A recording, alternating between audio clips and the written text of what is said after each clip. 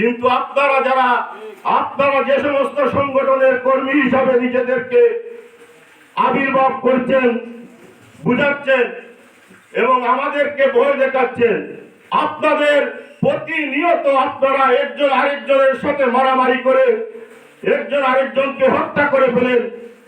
এই ধরনের দৃশ্যটা আপনারা দেখাচ্ছেন। বিগত 1.5 বছর আমরা দেখেছি।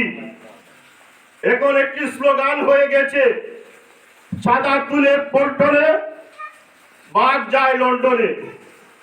লন্ডন থেকে আগত যে নেতা, উনি কয়েকদিন আগে টিভিতে আমরা দেখলাম, উনি বলছেন আমি দেশে আসতে গেলে আমার একার সিদ্ধান্তে আমি আসতে পারি না, কারণ উনার মা খুব অসুস্থ ছিলেন, উনি আসতে পারেন নাই। কিন্তু কিছুদিন পরে দেখলাম উনি আবার তাদের সাথে যেন আপোষ করে চলে আসলেন। এসে আবার উনার নেতৃবৃন্দকে নিয়ে গতকালকে একটি খবর দেখলাম, বিশিষ্ট সাংবাদিক জনাব মাহমুদুর রহমান সাহেব বলছেন যে শেখ মুজিবুর রহমান সাহেব যখন স্বাধীনতার সময় পাকিস্তানে আটক ছিলেন এবং উনি দেশে প্রত্যাবর্তনের পরে উনি স্বাধীনতার যুদ্ধ কিভাবে হয়েছে উনি জানতেন না। উনার বিশিষ্ট লোকেরা যেভাবে বলছে ওইভাবেই উনি বুঝছেন যে স্বাধীনতাটা কিভাবে হয়েছে।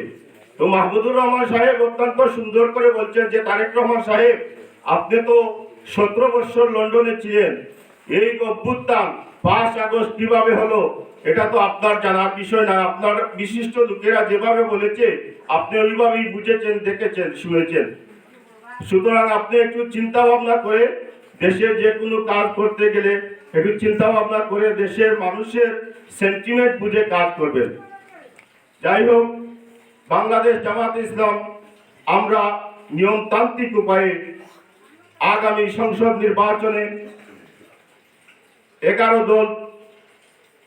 11 দলের পক্ষে ইসলামী সমমনা 11 দল এবং দেশপ্রেমিক আরো 2-3টি দল আমাদের সাথে ইতিমধ্যে যুক্ত হয়েছে।